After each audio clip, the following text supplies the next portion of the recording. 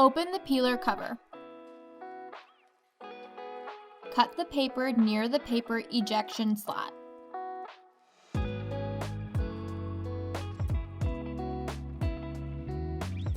Open the front cover. If the print head is not on the far right, move it to the far right. If there are ripped pieces of paper on the platen roller, remove them.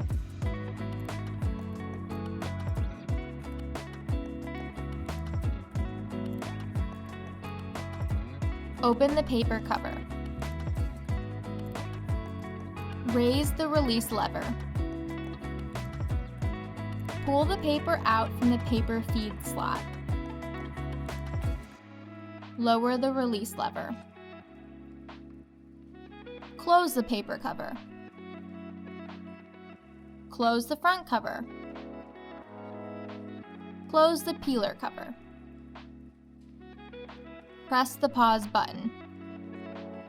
Your paper jam error will be cleared. To continue printing, reload the paper.